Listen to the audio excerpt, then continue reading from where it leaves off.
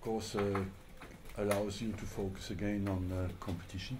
It was a bit disturbing because we were very active in people going out, people going in, and if you look at the amount of movements that we had, you would understand that it was quite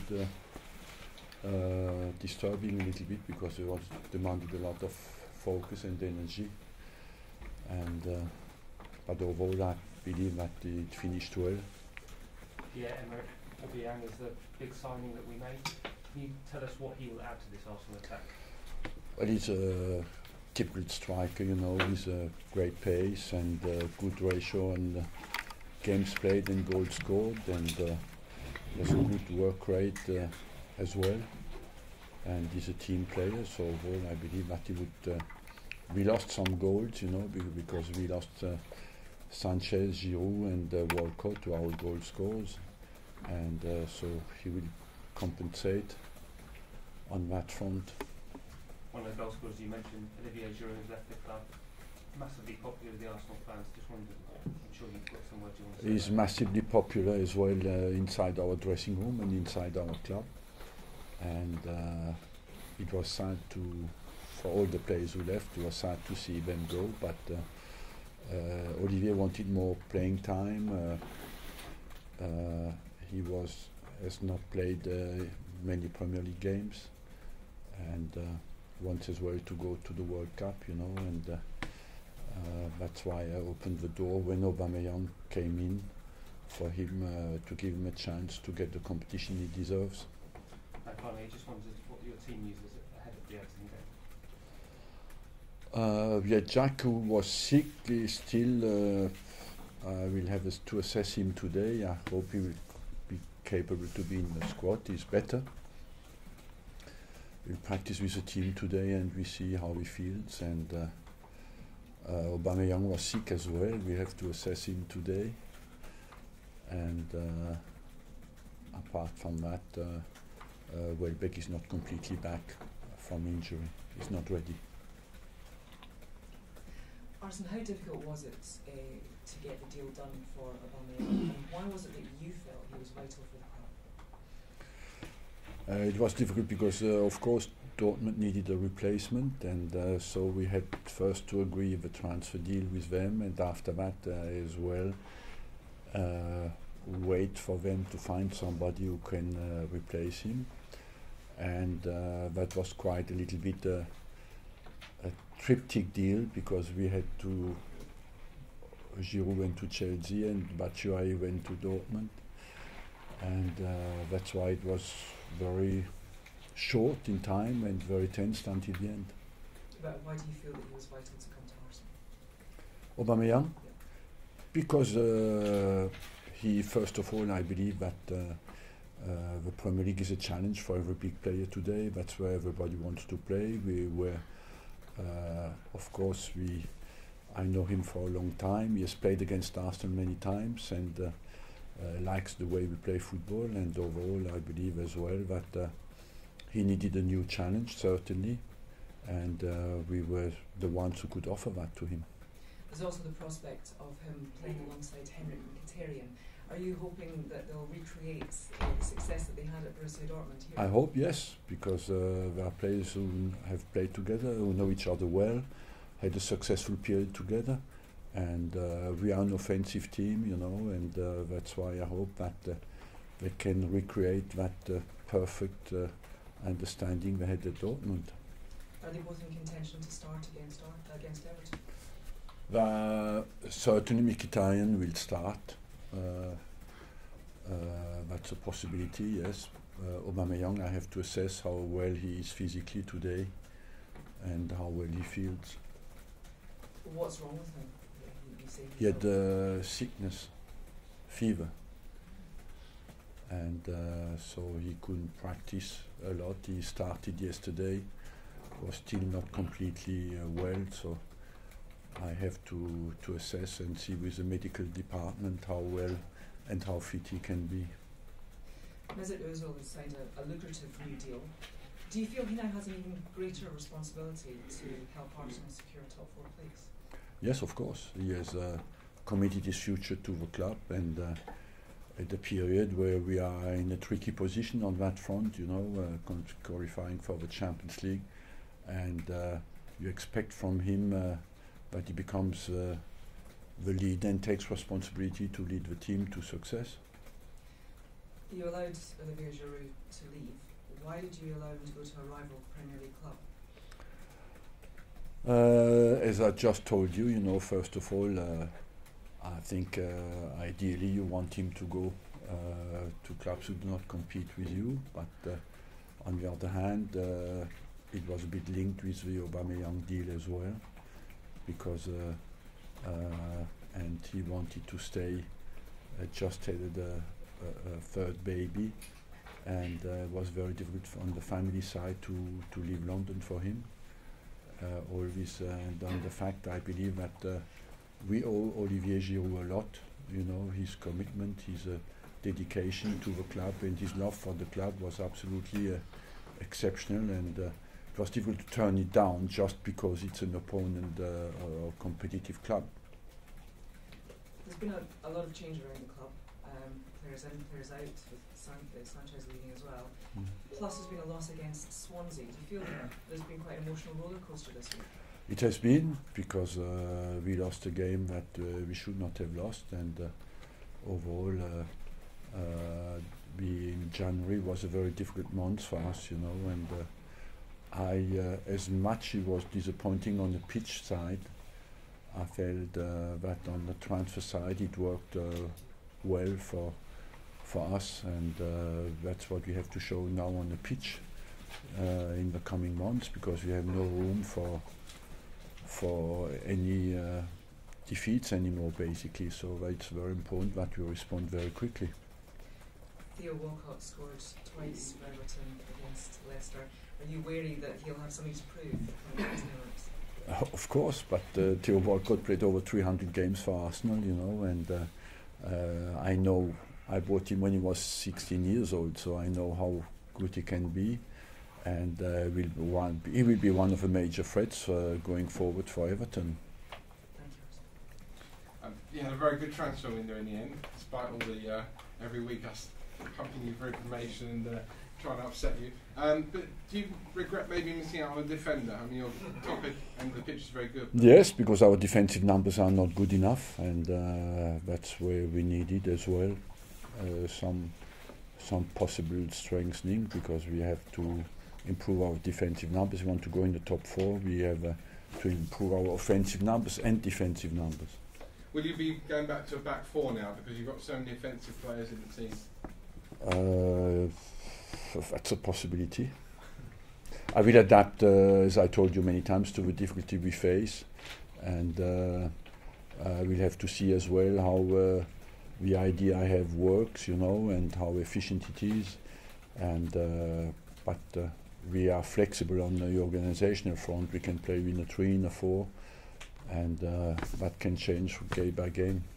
Mr. Ozil signing a new deal must also feel like a new signing for you. It is, because many predicted that he will not commit and not sign for us, and overall it's good news for us. That is, when you look at the transfer market today, that the fact that he can keep a player of that caliber is of course good news, and the fact that he committed for a longer period shows as well that he will have to do that. He will have to do that as well on the pitch and lead the team. You were criticised for letting a lot of players come to the end of their deals, but I mean, I suppose with Ozil signing a new deal, maybe others will follow, the likes of Wilshere this year, and then the 7 or 8 who are coming out of contract next year. Yes, you know, it's you will see that more and more, that players go to the end of a contract. I said that many times, and why? Because there's expected inflation on wages. The demands are so high that you cannot always give in, and the Sanchez example is a big one, you know, and that doesn't mean that you do not start to extend the contracts early enough. We started a long time ago, but at the end of the day you can accept the demands or not, and that will happen more and more, especially with the level of a transfer market. And Everton are home tomorrow. I mean, it's looking like your home form, if you are going to get into the top four, the Champions League by the top four, your home form is going to be the form which gets you there, because you struggled away this season, but at home, apart from Man United, Yes, I personally don't like the difference home and away. I think you're a football player. Doesn't matter too much where you play. When you play football, you play to win the game.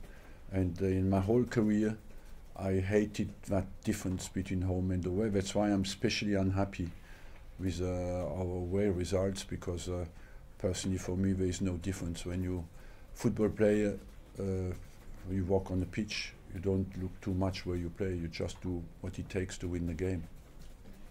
Arsene, 8 points behind the top four, 13 games left. I mean, that is quite a big gap. Can you make that up? It's a big gap, but if we had won at Bournemouth and Swansea would be 2 points behind, and we have to think like that, you know. I want to qualify for the Champions League through the Premier League, and it's absolutely vital that we focus on achieving that game by game now.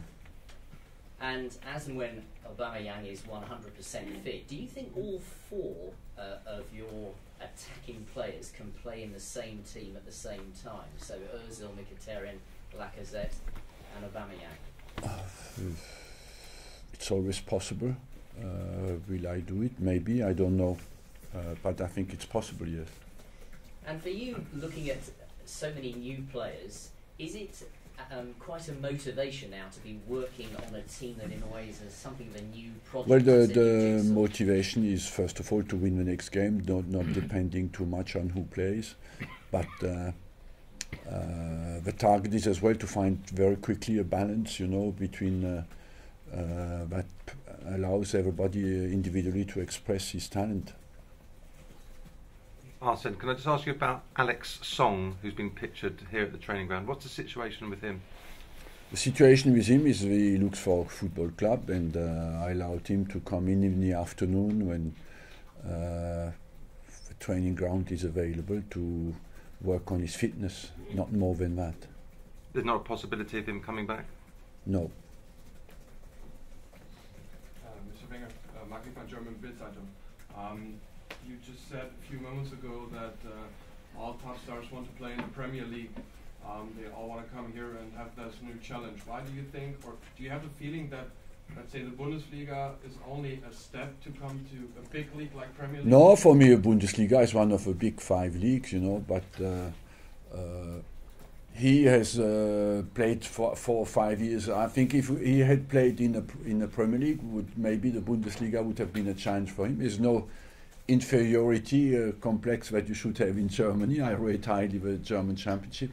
I just think that it's a new challenge for him in a different league where the football is physically maybe more intense and combative, and so for him it's a good challenge. Incidentally, when you look at the 5 big leagues in Europe, you could see that the predictability, the unpredictability of a competition has gone down, because we are in December. We knew already the 4 champions of the 5 leagues, so that means that something is not right in our game, and that the huge power of some huge financial power of some clubs is distracting basically the competition. Why is the Premier League so attractive for other players coming from different leagues? Is it just the more physical game, the top stars? First of all, let's not be fooled by the reality. Financial attraction of the Premier League is superior to everywhere else, and that attracts the best players. And once the best players are in a country, you want to be confronted with them, and it's attractive on the competitive side. But the first, that is always linked with the economical power. Also, in terms of the transfer window, did you get everything done you wanted? Everything, no. But what I wanted to do, we have done, you know. But I couldn't do everything. I wanted to do more. I mean, West Brom confirmed that there was a late bid for Johnny Evans. Was that an acknowledgement that you need to strengthen the defence? I know you've kind of already talked about it, but that you did need someone else this I already talked about that, and I believe that we have to find an internal solution to our defensive problems, and that's everybody putting more effort in. And but overall, I'm happy with the way things went in the transfer market. Do you feel then the defensive thing can be solved? Is it a lack of effort? Is that the problem, or is it? It's not a lack of effort. It's a lack of focus on in vital moments of a game, and I feel sometimes we do it well, and sometimes not. You know, and it's always difficult. For example, at Swansea, we had 75% of possession, so you always think to attack, and you forget to defend when you lose the ball, because you are so much obsessed by wanting to win the game that you forget sometimes. It's always difficult to find the balance when you have so much of the ball, and the league is divided in two now, with 25 possession to 30% possession of the ball and 70% of possession of the ball. There's two teams, two kind of league. It's a 70-30 league now, but the 70 league doesn't always win. They lose many games as well against the 30 league. Is part of it then finding an effective holding midfielder? Because you've tried Elneny there, you've had Xhaka there. Is that still a bit of a problem with that position? I don't want to come out on any specific names. I think it's more a team problem and responsibility problem. Take individual responsibility for your defensive role. And just in terms of Lacazette, have you had to reassure him at all? Because you know, I don't reassure people because I think we are in a competitive world where you have to. We have all chosen a job that it's about competition and where you have to find for your places. You know, so it's very difficult to understand. You have to show them respect, and that you rate the players, but as well they have to accept that we live in a competitive world. It's only from the point of view that you spend a club record amount on a striker and then 6 months later you do exactly the same thing again. Yeah. First of all, what does that mean for you? Well, you've been playing one up traditionally, so it looks like one's coming into not. That means we can play two up as well, and one up or two up, and on the other hand, you forget as well that we lost 3 strikers. So we lost Walcott, we lost Sanchez, we lost Giroud. So you should be in a position where you can understand why I brought at least one in. But that suggests that one of those two will play wide then, because Sanchez. It suggests that you need at least two top strikers to play in the Premier League, because if one is injured, you have a problem.